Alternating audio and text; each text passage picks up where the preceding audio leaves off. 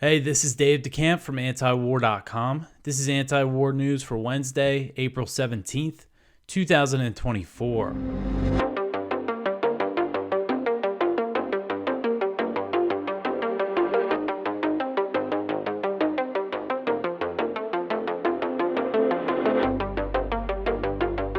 All right, the first story at the top of antiwar.com today. Iran attack delays Israel's invasion of Rafah. So Israeli sources told CNN that Iran's reprisal attack on Israel has delayed Israeli plans to invade the southern Gaza city of Rafah. So according to these sources, the Israeli Air Force was actually set to drop leaflets on Rafah on Monday to tell the more than 1 million civilians who are in the city that an offensive was coming. But this plan was put on hold as the Israeli War Cabinet is debating how to respond to Iran firing over 300 missiles and drones at Israeli territory, which, of course, was in response to Israel bombing Iran's consulate in Damascus.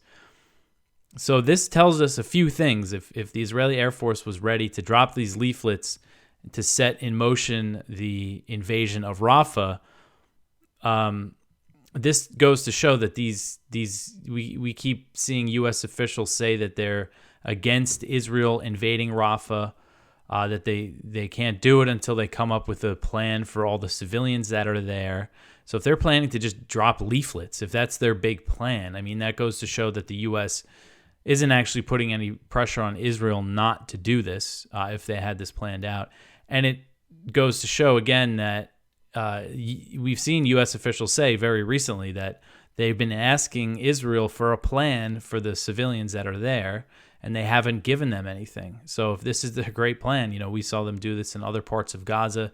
They drop leaflets. People don't know where to go, especially now that most places are completely destroyed. There's no place that has the capacity for all these people. So this isn't a plan at all. This would just be them saying, "See, look, we told them, we warned them," and then they would go ahead with the invasion anyway. I'm sure that's what they plan to do. So the Israeli sources told CNN that they still plan to launch a full-scale assault on Rafah, but they're not sure when it's going to happen. And the Israeli War Cabinet is focusing on how to respond to Iran and has agreed that an attack will happen, but it is unclear where or when. So, of course, invasion of Rafah would incur huge civilian casualties with all the people that are sheltering there. I know some have left to go back to Khan Yunis, but I'm not sure how many, and Khan Yunis is almost completely destroyed, so there wasn't much to go back to there.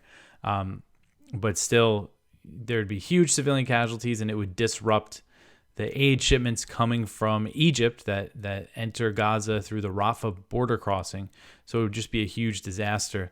And then I just put the latest number from Gaza's health ministry. They said on Monday that at least 33,797 Palestinians have been killed in Gaza since October 7th, and that does not take into account the thousands of Palestinians who are missing and presumed to be dead under the rubble. And we had this warning from experts who are saying that if conditions don't change due to both the military offensive and starvation and also disease that is spreading, they believe over 100,000 people will die by August. And they actually say if there is a military escalation, if there is something like an invasion of Rafah, they expect the death toll to be over 120,000 by August. So a very bleak outlook for the situation in Gaza. And we'll see. I mean, if they plan to do this on Monday, that means they might not be delaying this for very long.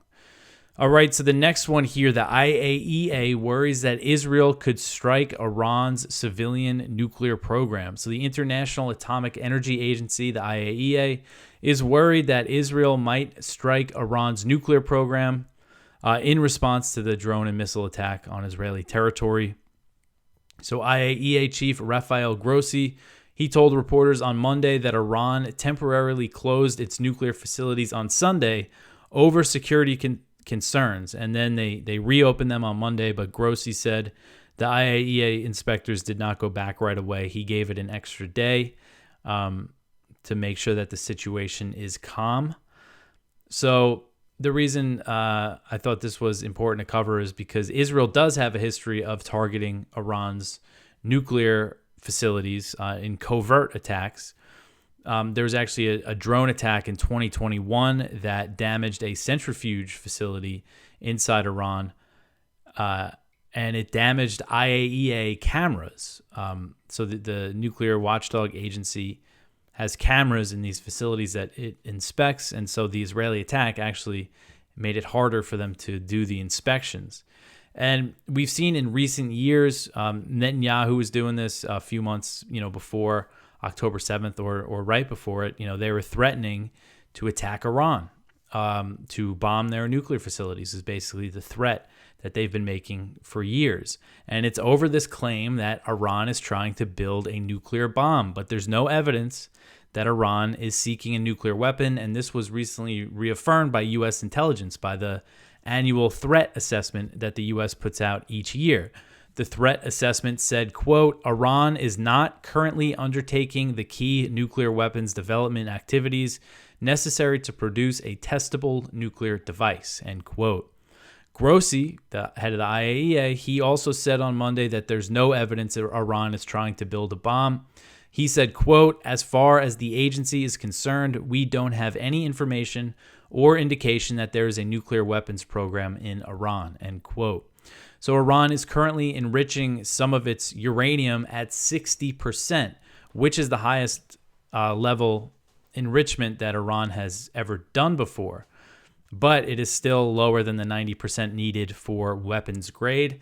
And if you look at, so Trump pulled out of the Iran nuclear deal back in 2018, and the Iran nuclear deal limited Iran's uranium enrichment at a very low level at 3.67%. So Trump pulled out in 2018. Iran waited a year. They were trying to see if the European countries could offset the sanctions. Then after a year, they slowly started going above the limits set by the JCPOA, and they were no longer constrained by them because the U.S. pulled out and reimposed sanctions, so they violated their end of the deal. So Iran was under no obligation to keep these the levels, and so they started slowly increasing the uranium enrichment. And there were two things that happened that led them to make kind of big jumps in their uranium enrichment. One was in 2020, when Israel assassinated a nuclear scientist inside Iran, a guy named Mohsen Fakhrizadeh. That was, again, November 2020. It was during the transition phase between Trump and Biden, a pretty chaotic period. And it seemed like at that time, Israel was trying to provoke something with Iran while Trump was still in office. They were doing all sorts of stuff, really stepped up airstrikes in Syria and things like that. So in response to that, Iran increased its uranium enrichment to 20%. And then in response to a Israeli sabotage attack of an Iranian nuclear facility, the Natanz nuclear facility, in April 2021, Israeli somehow some of their intelligence assets inside Iran planted an explosive in this nuclear facility, and they blew it up in April 2021. And the weekend that they did this was actually the weekend that the U.S., that the Biden administration started negotiations with Iran, indirect negotiations to return to the nuclear deal. And of course, that fell through. And this was Israel clearly trying to sabotage those negotiations. So in response to that, Iran took the uranium enrichment to 60%. So you see Israel's threats and pressure always leads to Iran increasing these enrichment levels. And then they point to that as evidence that Iran is trying to make a bomb, when it's clear that they're just using this as leverage. So things could always change. Iran could change their mind and decide to build a bomb, but right now there's no indication, no evidence that that's what they're doing or that's what they're trying to do. And on the other hand, while Israel's always making these claims, Israel has a secret nuclear weapons arsenal that is not subject to any IAEA inspections because they are not a signatory to they have never signed the non-proliferation treaty. So very important context when we're talking about this issue. All right, so the next one here, the U.S. will try to rally other nations to sanction Iran. So this article is from Kyle Anzalone at the Libertarian Institute. It says U.S. Treasury Secretary Janet Yellen will attempt to convince the international community to increase economic penalties on Iran as punishment for the drone and missile barrage Tehran launched at Israel. And of course, this is in response to Israel bombing Iran's embassy in Syria. So Axios reported that the Treasury is preparing new sanctions to levy on Iran and will use an International Monetary Fund meeting later this week to try to convince other countries to join. So the question is, how much more can the U.S. really sanction Iran? The one thing that they try to do now is target Asian companies based in China that are purchasing Iranian oil. That's something they've been doing. They'll announce a round of sanctions against kind of these companies in Asia, some based in Hong Kong or Singapore or something, or China. But Iran is already under so many sanctions. There's really not much the U.S., not really much more that the U.S. could do. All right, so the next one here, Johnson to push Ukraine aid despite opposition. So House Speaker Mike Johnson called himself a wartime speaker on Tuesday as he defended himself after Representative Thomas Massie called for his resignation over a plan to hold separate votes on military aid for Ukraine, Israel, and Taiwan. So Johnson said at a press conference, "We need steady leadership. We need steady hands on the wheel. Look, I regard myself as a wartime speaker," end quote. A wartime speaker. So Massie, who's from Kentucky, he's a Republican, he said that he would back Marjorie Taylor Greene's plan to file a motion to vacate, which would trigger a vote to oust Johnson as Speaker. And so if every Democrat votes against Johnson, only 2 Republicans would need to vote to oust him because the House lost a couple Republicans who resigned recently. So several House Democrats have said basically that they wouldn't vote. They would bail Johnson out. They would not vote to kick him out of the speakership if the bills that he puts forward are up to the $95 billion. So you have that $95 billion foreign military aid bill that Biden wants that was passed in the Senate.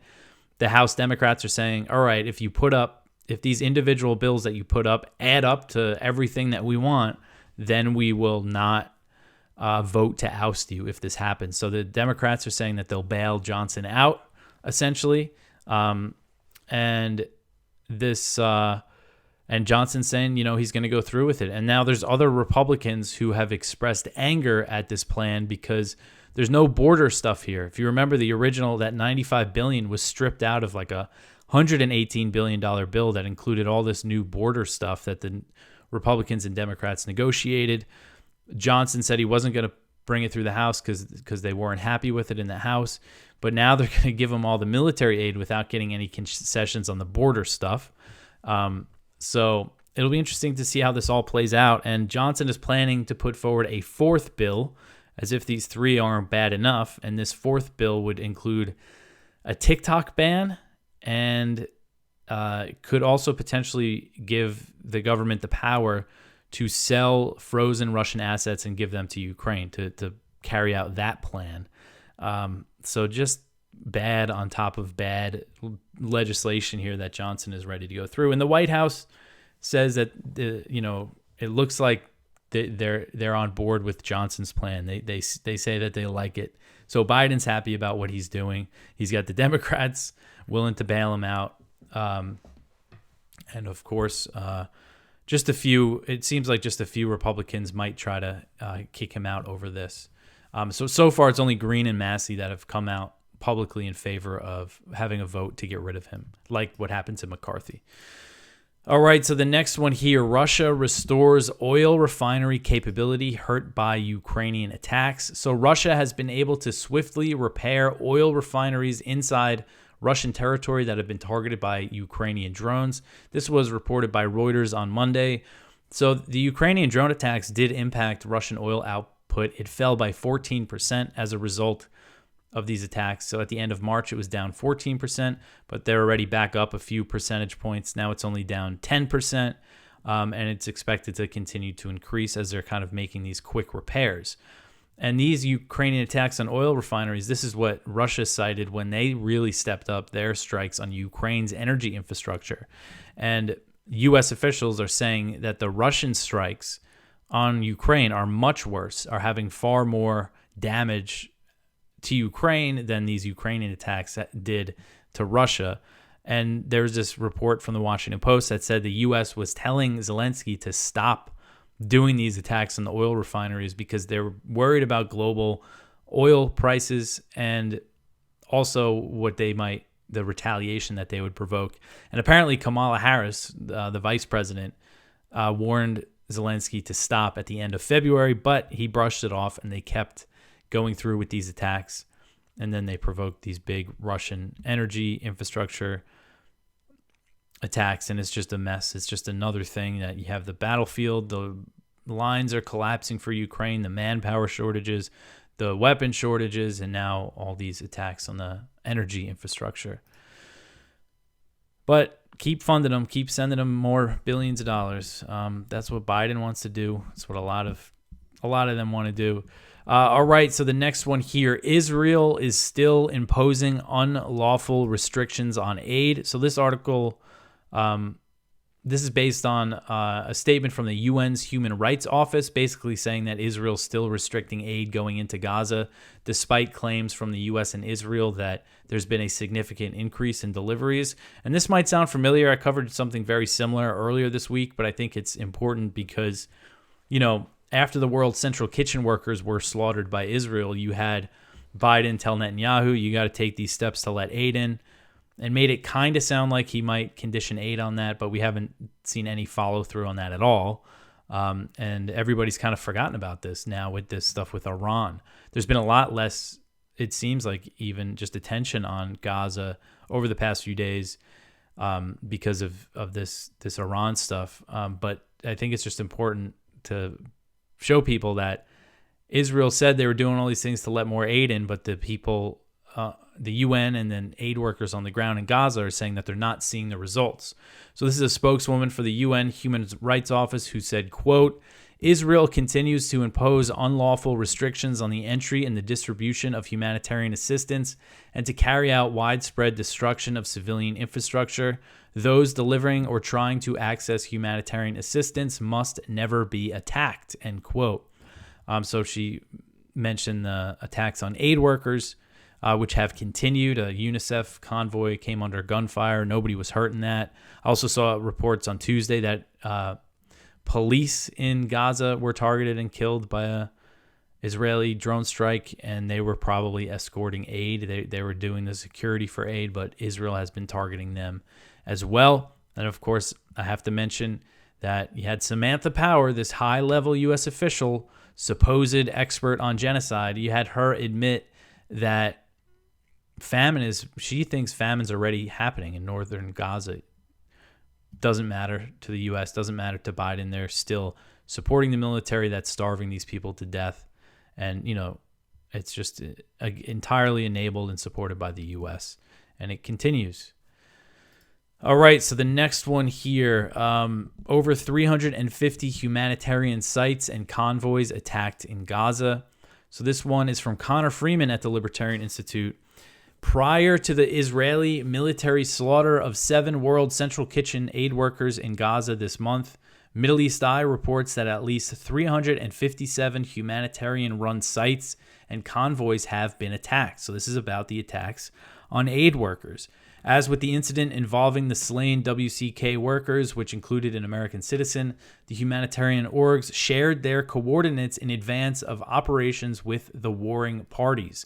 Israel hit them anyway, and UN officials have warned of great difficulty in repairing the broken humanitarian notification system.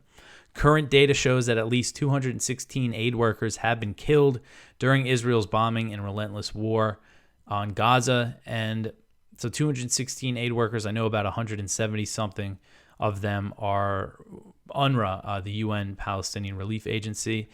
And this reminds me of back a few months ago, there was a report that said the U.S. was sharing with Israel the location of aid workers and aid groups in Gaza. And the idea was that they wouldn't hit them, but Israel was bombing them anyway. So we know throughout this whole thing that Israel has been targeting aid workers and the things that they're doing on the ground as part of this starvation campaign against the Palestinian population. All right, so the next one here, Israel killed paramedics when they tried to save a 6-year-old girl. So this is about something that happened a few months back. There was a 6-year-old girl in Gaza City who was in a car with some of her family, I believe, and they came under fire, and everybody was killed in the car except for her. And she made a phone call, or I think it was like her cousin was in the car, was on the phone with the emergency services, and then he was killed, and she picked up the phone. And paramedics said paramedics were on the way, and they got clearance from the Israeli military to go to this area. But then when they showed up, they were killed. The people in the ambulance that showed up to save the 6-year-old were killed by Israeli forces. Israel is, of course, denying the whole thing, claiming that their forces weren't in the area. And then the Washington Post has this investigation of it and found that there is evidence that Israeli forces were there, and that the evidence shows that they were killed. It was, munitions that Israel has that destroyed this ambulance and killed this girl and her family. So just the slaughter of a 6-year-old girl and paramedics who were going to save her. All right, so the next one here. So this is a big story. The U.S. submits assurances for Assange extradition. So this article is from Kevin Gostola at his website, The Dissenter.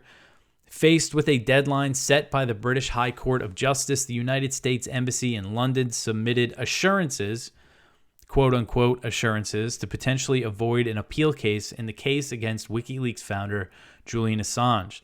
The assurances come days after the Wall Street Journal reported that the Australian government asked the U.S. to offer Assange, who's an Australian citizen, a felony plea deal that would allow him to return home. And if you remember the other day, Biden was asked if he was considering the Australian request to drop the charges against Assange, and he said he was considering it. But as Kevin says here, this shows that they are rejecting that request from Australia.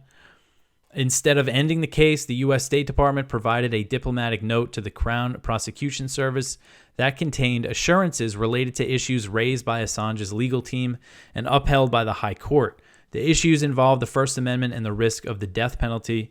So basically, Assange's defense team tried to appeal his extradition on a bunch of different grounds, and the High Court ruled, okay, you can appeal it on these 2 grounds, but we'll give the U.S. an opportunity to provide assurances.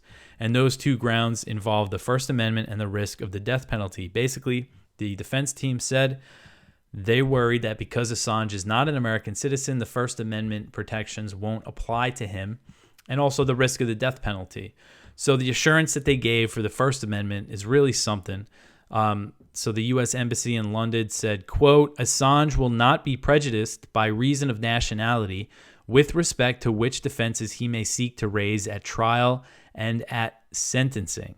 Specifically, if extradited, Assange will have the ability to raise and seek to rely upon at trial, which includes any sentencing hearing, the rights and protection given under the First Amendment of the Constitution of the United States. A decision as to the applicability of the First Amendment is exclusively within the purview of the U.S. courts, end quote. So basically, it's not an assurance at all. It's saying, yeah, Assange will have the ability to try to use the First Amendment, but it's up to our court. It's up to the courts. So there's no real assurance there. And then the other one is saying that the death sentence, the U.S. said, quote, a sentence of death will neither be sought nor imposed on Assange. The United States is able to provide such assurances as Assange is not charged with a death penalty eligible offense, and the United States assures that he will not be tried for a death eligible offense, end quote. And Kevin says that there is the possibility of Assange's charges getting, increased, and he could be charged with aiding or abetting treason or a more serious charge of espionage that could lead to the death penalty. And pretty much the point here is that once Assange gets to the U.S., they could do whatever they want. And the espionage charges, all the indictments are for 175 years in prison. That's a life in prison. That's death in prison. So there's that as well. So the statement from Stella Assange, Julian Assange's wife, she said, quote, The United States has issued a non-assurance in relation to the First Amendment and a standard assurance in relation to the death penalty. It makes no undertaking to withdraw the prosecution's previous assertion that Julian has no First Amendment rights because he is not a U.S. citizen. Instead, the U.S. has limited itself to blatant weasel words, claiming that Julian can seek to raise the First Amendment if extradited, end quote. So basically, the court will now decide if these assurances are good enough or if Assange can appeal the extradition, and a hearing on this will be held on May 20th. All right, so the next one here, 3 Hezbollah fighters killed in Israeli airstrikes in South Lebanon. So this article is from Jason Ditz. A field commander in charge of the Nakora region on southern Lebanon's coast had been killed on Tuesday, and this was a Hezbollah field commander, along with a commander in charge of rocket and missile fire in the west, according to the Israeli military. Israel targeted a vehicle where the commanders were traveling in the area of Ain Baal, about 9 miles from the border. So 3 members of Hezbollah were killed and 2 commanders. I believe one was a pretty high-level commander, the field commander. And this is just these Israeli strikes on Lebanon continue. And, of course, there's always a risk of this escalating into something really big. All right, so the last one here, U.S. and Chinese defense chiefs talk for the first time since 2022. So Secretary of Defense Lloyd Austin spoke with Chinese Defense Minister Admiral Dong Jun, marking the first communication between the two nations' defense chiefs since November 2022. So high-level military communication between the U.S. and China has been impeded for several reasons, including the fact that the U.S. had sanctions on Dong's predecessor, Li Shangfu, who was removed in October 2023 from his post as defense minister amid rumors that he was under investigation for corruption. So while Li served as China's defense minister, which was pretty brief time, I believe it was about 7 months, the Biden administration refused to lift sanctions that were imposed on him in 2018. He was sanctioned because he oversaw the purchase of Russian military equipment. I don't know how the U.S. thinks it could sanction China for buying weapons from Russia, but they did, and they never lifted them. So this conversation between Austin and Dong came amid soaring tensions between the U.S. and China over the South China Sea, where there's been all those incidents between the Philippines and China. And Biden just hosted Kishida, the Japanese prime minister, and Marcos, the Philippine president, and to build this trilateral military cooperation. And this is all being done explicitly in the name of countering China.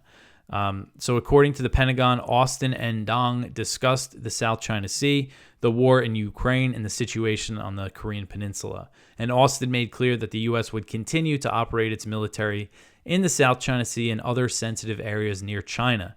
The Pentagon said, quote, the secretary reiterated that the United States will continue to fly, sail, and operate safely and responsibly wherever international law allows. So basically telling them, we're not going anywhere. We're not leaving the South China Sea, the Taiwan Strait. You're going to keep seeing us there.